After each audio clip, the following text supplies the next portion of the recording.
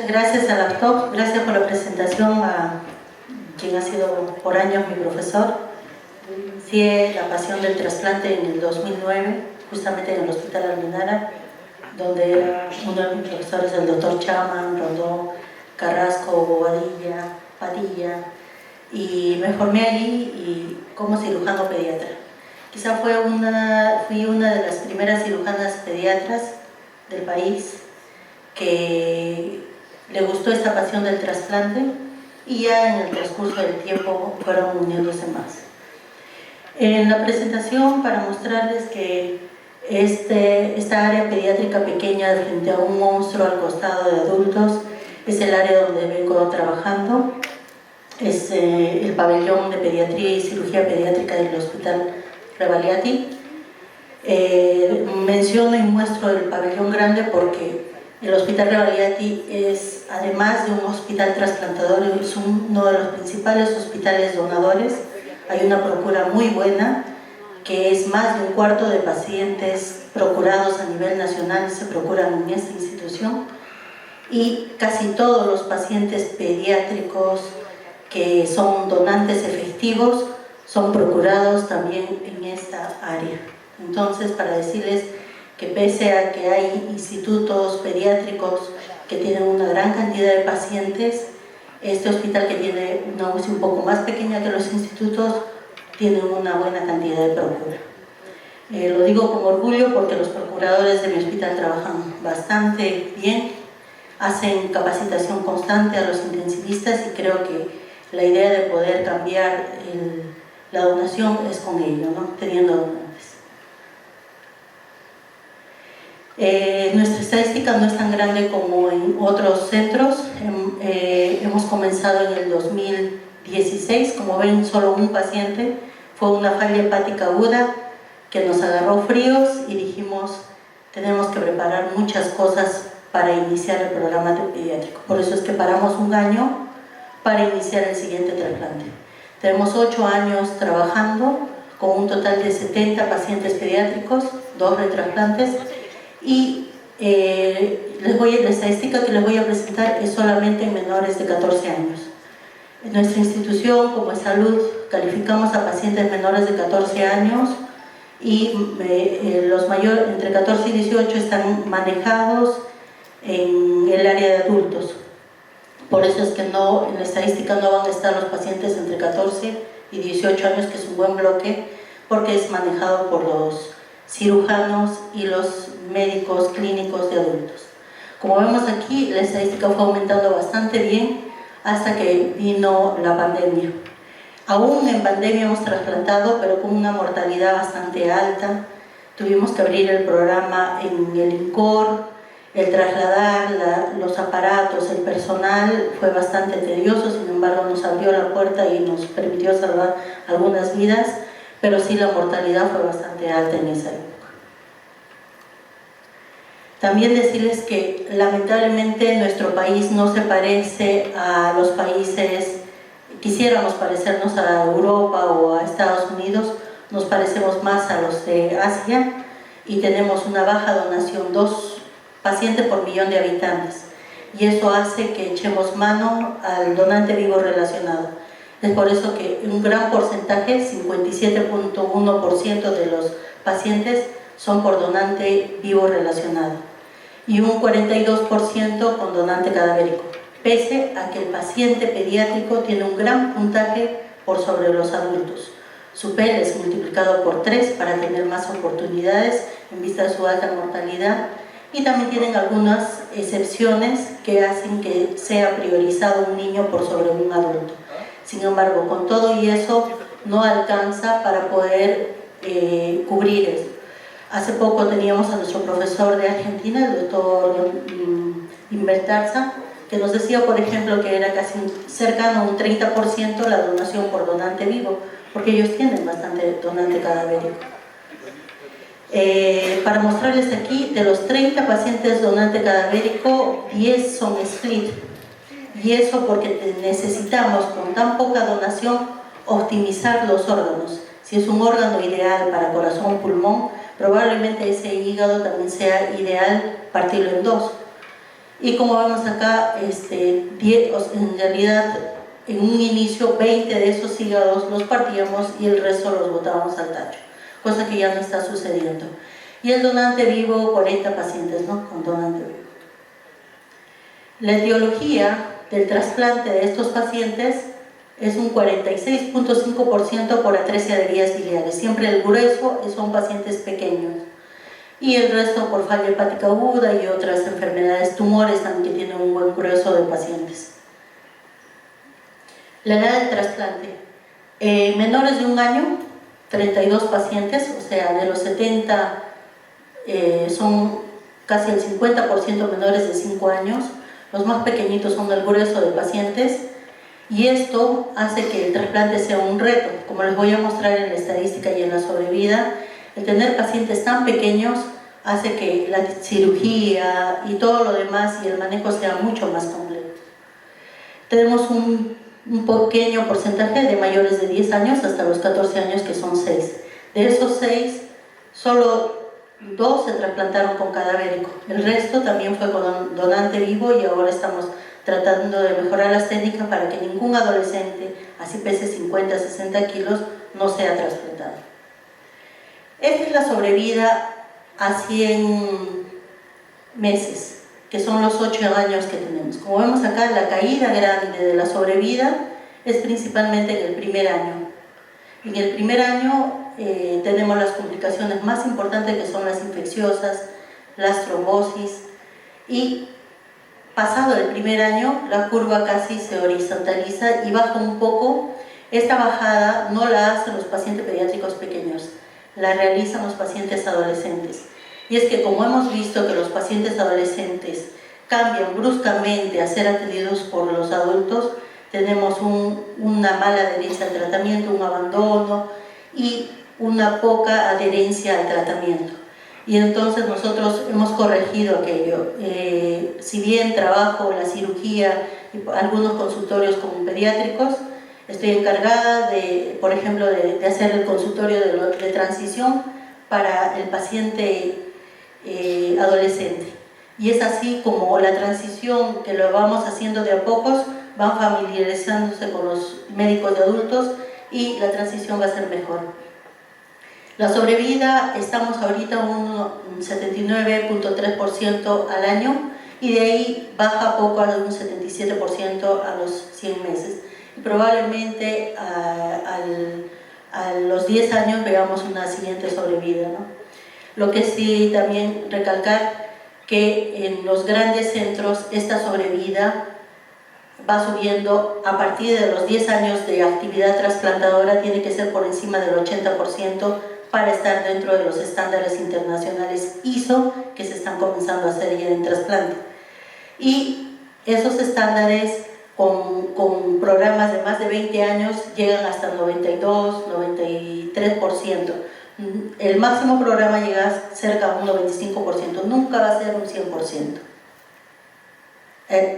También decirles que en esto no están los 10 últimos, en esta estadística no están los últimos 10 pacientes, porque todavía no cumplen el año de trasplantado. Y nuestros retos, como les mencionaba, fueron en un inicio la cirugía, el hacer la cirugía de estos pacientes pequeños.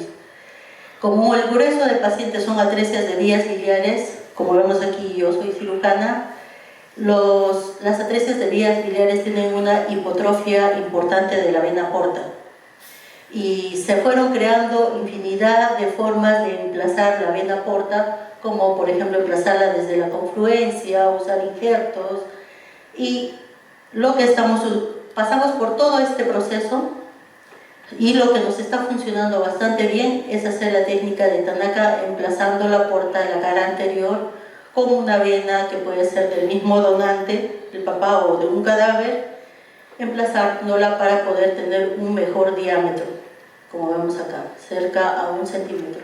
Y la arteria la seguimos haciendo por microscopio, pero los niños más grandes estamos haciéndolo ya solamente con lupas.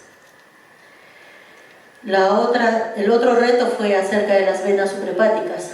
Como vemos acá, pueden estar alejadas, esto es un donante vivo, y tenemos que emplazarlo. colocar algún injerto para poder hacer nuestra triangulación y poder tener un buen flujo de salida.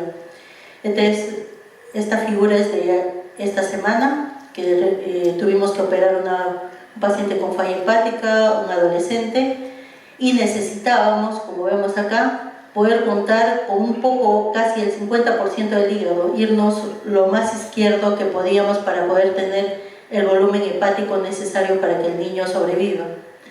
Y entonces nos dimos cuenta que había dos venas hepáticas, del 4A y del 4B, y la idea es emplazar ello y anastomosarlo muy aparte del outflow del segmento 2 y 3 para poder hacer una anastomosis un poco más compleja, pero ya son retos que se van añadiendo a medida que vamos creciendo, ¿no? Y como les mencionaba, el hígado izquierdo es una bastante buena opción para un paciente adolescente en el que de repente antes con el donante vivo decíamos ya no íbamos por el peso que tenía.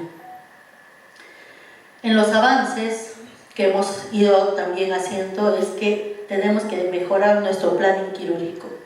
El riesgo del donante debemos procurar que sea cero, porque es un paciente totalmente sano que se somete a una cirugía por el amor que le tiene a su familiar para que pueda ser trasplantado, para que pueda ser sanado. Entonces, hemos hecho y estamos haciendo un trabajo donde hacemos el planning quirúrgico a través de un programa computacional, bajamos las imágenes, hacemos la impresión 3D, podemos tener y esterilizado el campo la impresión 3D para poder saber si entra a la cavidad y cómo podemos manejarlo. Ya podemos tener el injerto hecho para poder tener los resultados que queremos. Entonces, hacemos la calidad de la imagen, hacemos las impresiones de los injertos y en el trabajo que estamos haciendo, mientras más pequeño el paciente, por ejemplo, estamos haciendo el segmento lateral izquierdo, la calidad de la impresión alcanza más de un 95% de los diámetros de los vasos que queremos, y eso significa que estamos haciendo una impresión del órgano con un nivel de resolución alto, lo cual nos va a permitir hacer el mejor planning quirúrgico y tener los mejores resultados en nuestros pacientes. Eso lo estamos haciendo en el adulto y ahora lo hemos comenzado a hacer también en los pacientes adolescentes. Los retos también que estamos iniciando ya desde hace unos años es tratar de un órgano tan óptimo como un paciente joven que es donante, poder hacer la cirugía de split para un pediátrico o para un adolescente y un adulto, ¿no? Como vemos acá en la imagen, el Hospital Almenara y Rebagliati tuvimos que hacer un trasplante a una adulta del Hospital Almenara y un pediátrico del Hospital Rebagliati. Eso nos permite que podamos trabajar en conjunto, de poder hacer la norma específica, de poder trabajar en conjunto los diferentes hospitales en mejora de nuestros pacientes y poder ofrecerles una vida a ambos, ¿no? Los otros retos que estamos teniendo ya estos 2 últimos años es que hemos comenzado a trasplantar pacientes menores de 5 kilos. Y aunque la volumetría nosotros nos decían que el hígado tiene que ser de un 0,8 a un 4%, estamos trasplantando más allá de un 5%, cercanos a un 10% como otros centros. Y entonces, estas son imágenes nuestras. Hemos comenzado en un inicio a colocar bolsa de Bogotá, cuando el injerto ya no puede entrar, y vamos entrándolo cada 72 horas, porque el injerto es tan grande y reperfundido es más, para ir introduciendo el órgano paulatinamente, y esto lo hacemos midiendo los flujos a través de ecografía para evitar que haya una presión sobre estos vasos y podamos perder el injerto. Estamos con un large for size que los pacientes pediátricos pequeños pueden soportar. Pacientes adolescentes hemos visto que no soportan tanto un small for size o un large for size como un paciente pequeño.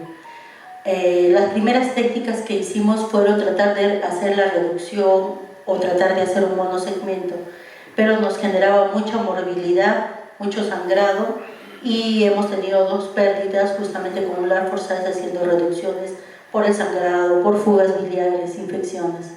Entonces, nos es más fácil también, siguió evolucionando de poder poner injerto pericardio bovino o injertos acelulares y tratar de decorar la piel lo más que podíamos para hacer el cierre pronto.